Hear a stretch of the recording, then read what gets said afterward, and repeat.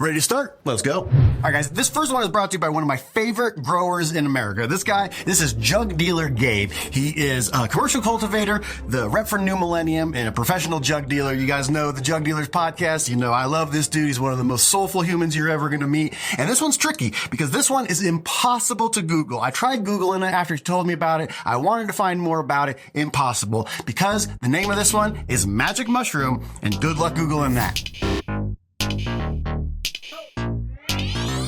Honestly, the big strain that stands out for me currently for 2024 is the Magic Mushroom I'm growing. Dude, I want to say it's aficionado. I can't remember the genetics it's from, and I think I might be wrong there, but it's grew from Florida. The cut isn't really passed around, so it's not out in public. It is not too stretchy. It does have long internodal spacing. It's got a very sweet candy-like smell, so it's not along that haze profile. OG, no haze. It really is more along a sweet candy, but not like a Skittles. Berries and cream, berries and cream. I'm a little lad who loves berries and cream. Not like a Skittles, like an actual bag of candy, almost like a sweet tart. Beautiful color, very, very frosty. A lot of trichome production. Very hungry, and it likes the CalMag. I had seen some CalMag deficiency spotting like pretty early on. When I say it actually is hungry, not only does it like heavier nutrient, but it also wants to be watered like 3 times a day. Really cool plant though, really fun to grow. I mean, you've heard us on the show talk about Secret Life of Plants and how we can have relationship with plants. This plant always has a happy vibe when I walk in the room. Like it just feels good. It's ready to get watered when I walk in. You know what I mean? It's like, feed me, Seymour. You know what I mean? So that's my pick of 2024 currently. That was Jug Dealer Gabe bringing this Magic Mushroom. That guy is awesome. If you guys haven't ever seen Gabe before, make sure you guys check out the Jug Dealers podcast. That's Jaron from New Millennium. That's Gabe from New Millennium, and some asshole named Josh Grambo. I don't know. He produces the thing. But now we get into one of my favorite flavor profiles ever. This comes from one of my friends, JR Tokin. JR Tokin is one of the great cannabis supporters we have right now. He's a disabled grower who uses cannabis as medicine and is also just an aficionado of the plant and a real connoisseur. So for us today, this time, he's brought us an interesting OG. For those of you guys that might be kind of new to the cannabis scene, when you hear OG Kush, what do you think? Do you think original gangster? Yeah, some people think that's what it means. Those people are wrong. Some people think it means ocean grown. Those people are closer to being right. And so for our next strain offering, JR brought us something very, very unique, something that's very, very new. This one is Mega OG. I'm really into OGs, and I want to kind of search back into some of those really good, funky, just really heavy strains. When they hit my body, and it gives me a total sense of relaxation and relief. That's what I'm looking for. And I like that funk, gunk, glue, and gas. So, I'm just kind of searching those kind of varieties right now. So I've got in the tester, I got 2 of the Mega OGs from Brad from Raw Genetics. It's the Pave that's processed Skywalker OG, and that Skywalker OG pheno he's had for a really long time, and it's amazing. And I don't really smoke a lot of. I go to dispensaries and I look at stuff, but to be honest with you, there's nothing out there that really excites me more than searching other people's gear and finding cool shit. So how do those OGs grow? Right now, 3 of them are growing really like chill. Super easy. They're not stretching out. The ones I got next to it are these Kaiju Kush, and they are a motor breath. I buy something I'm blanking on, and they're already pissy. They didn't root as well when I went to back them up. One of them is thirsty like every 5 seconds. The other one's super chill. So they're just being unruly little bastards. But all the Mega OGs, they have very, very homogeneous structure, which I thought was strange. All of them have been backed up into 2-gallon pot. I'm testing for stability. I'm testing for profile, structure, morphology. And then there's the thrill of the hunt. when you actually find something that's fucking amazing that you can share with your bros. And Cherry does. JR is the guy that brought the Cherry Paloma, the coveted Cherry Paloma cut to the community. So if you want that, head up JR. And for me personally, he's the guy who got me the Emergency, which I'm very, very much looking to harvest it in a few more weeks. All right, this next strain, I had to come get a little bit more intimate with you guys because this one's really, really special. Sometimes you hear the story behind a strain, but you really don't know what's going on. And sometimes you hear the story behind a strain and you get to find out. This is, for me, a huge one. If you guys have ever heard the story of Ken Dog, you probably would know the lineage of PBUD, and that's the guy who I brought you here. This is the man who brought us Chem 4, Chem D, Chem 91, many other things. He's working with Sunburn Cannabis right now, and I was beyond honored to have the man who invented one of my favorite strains ever to give me his #1 strain right now. And no surprise, an old school guy likes an old school strain. So what did he pick? He picked Chem D. Interesting story behind Chem D. A lot of people think it's Chem Diesel. That's not actually true. He had labeled a bunch of different cups with different seeds, a bunch of letters, and every single letter that he put a seed into died except for D. So what's the D in Chem D stand for? Just D. This one that was popped in 2000. It's been around for 24 years now. It's in a lot of people love to breed with it because it's in GMO. It smells, it reeks up your whole house. It smells like, I've heard rotten meat, I've heard tennis balls, I've heard all different kinds of things. But to me, it smells like Chem D. It's expando. It's like an earthy taste to it, and it smacks you in the face like right away. As soon as you blow out your hit, it's got no ceiling, so you just get higher and higher and higher and higher. It lasts a long time. It lasts longer than any dab you'd ever do. The high, like I said, the high is just awesome. Very good. Is it a stretchy one? Stretch? Squatty, big buds. Or is that little nanners?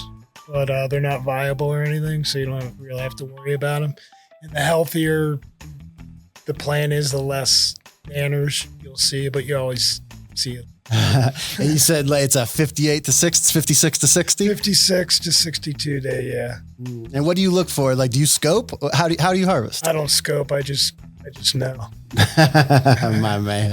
I don't scope. I just know. Spoken like an OG grower. Man, I always just have ADD with bud. I just want to grow different things, the new things, all the things I want to try out. But running a strain that long to where you know exactly what day it's going to be done without even having to look at the trichomes, I hope to get to that level someday. This next strain is brought to us by Rasta Jeff, one of my favorite breeders out of Irie Genetics. This guy always brings the fire. He's the master of the golden goat. He just rides it through the streets, hollering out, calls for the dank. And of all the strains that this guy has made over his life, which one did he pick? Well, he picked the bad Mamma Jamma, the one that's named after him. Rasta Jeff picked Lemon Jeffrey.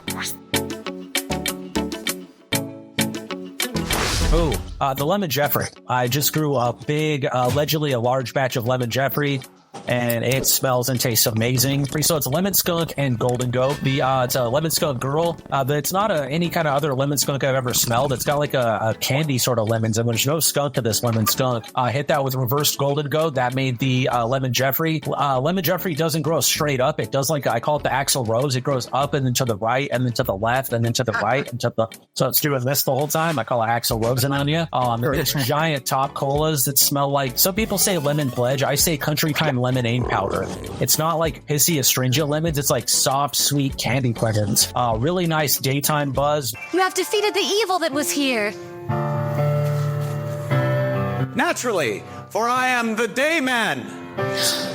Really nice daytime buzz. No ceiling to it, but no anxiety. Well, for me, some strains give me huge anxiety. This one doesn't give me the anxiety anymore. Maybe it did one day, but no anxiety for me from this one. Just a clear, get shit done, beautiful social kind of buzz. And it just tastes so good. The thing about that one is the flavor. It just tastes like that lemon candy all day, all the way down to the bottom of the bowl. When you should tap it out, you can still get one more good lemony hit out of that shit. I love Rasta Jeff. Not only is he an amazing breeder, an amazing cannabis guy, but he also is a huge fan of stand-up comedy. And for some reason, don't ask me why, I really love people that support stand-up comedy. And cannabis. Cannabis and comedy. It's kind of my thing. All right, so check this out. Some shit went down during the filming of this episode. There was really only 4 strains that I was going to feature, but then old junk dealer Gabe dropped something on me that I just couldn't let slip. He has the most funky terp I've ever encountered in my life, and we had to share it with you. Ladies and gentlemen, number one, well, take it away, Gabe. Me looking for those outliers and those crazy genetics, something that's different, straight up. This one that really stands out for me, everybody I have given it to has said the same thing. But this is a smoked catfish cross from Jake Greba at Midnight Roots in Michigan. Shout out to Jake Greba. He's one of the real ones. You know, I've talked a bunch on the show about how we did Adam Dunn Show Invitational. And Jake is one of those people that I met at the Adam Dunn Show Invitational. I remember I came into town one night. In fact, I think it was the first night. This is a fun story. So I think this is the first night that Rye did his Terp Quest. And what Rye's Terp Quest was, Rye Pritchard, you know, is one of the hosts of Bong Appetit. And when he did this Terp Quest, he did a pairing this night where he paired live resin with different fresh frozen. He took fresh pressed juices and did a nitrogen freeze on it to make like a gelato, to make like almost like an ice cream. And he would pair the dab with the ice cream that he made. So he made a green crack dab and watermelon sorbet with this fresh frozen nitrogen. It was an amazing experience. This was during ADSI, and there were a lot of people in town. Greba came down and he gave me these seeds. So we're talking 2013 or something like that. These seeds sat around for the last 10 years. You know, Gene's getting ready to have a project start up in New Jersey. And I said, look, let me give you some stuff to pheno hunt so maybe you can have, you know, a head start. And he grows this stuff. And the last time I'm there, he gives me a jar of this. And I smell it, and it is the most putrid. It literally is like baby poop diapers, vomit, and a little bit, a hint of blue from a porta potty. You know, just a hint, but it's a dirty porta potty. You know, and it's funny because everybody I give this jar, they smell it and they go, oh God. And then they go back to the jar again and they sniff it again. And then they, oh God. And they just keep doing that like 4 or 5 times. And it's so intriguing because like weed, cannabis is like one of those few things where like, first off, something that's really foul, acrid, and just putrid smelling is like, smells horrible, and you like keep going back to it like that, and it's intriguing. They always said like with perfume makers that some of the best perfume would have like a little bit of putrid, right? It's like cheese or Bordeaux. It never made sense when in the topic of perfume, but in the topic of cannabis, oh, I get it. So I'm getting Eugene to re-veg this thing because it's just so unique, and as you know, with me as always, I'm sitting here saying to myself, how can we make live resin out of this thing? You know, realistically, that's what live resin is truly about, you know, is capturing those essences, you know, at harvest, hyper volatile, funky cheese terps, you know. So right now, I'll be honest with you, those are that's the one of the big strains that stands out in my mind. I really hope the re-veg takes, because I want to see this thing again. And, you know, I want to help Eugene present it to the world because it is such a funky, unique, disgusting, delicious terp.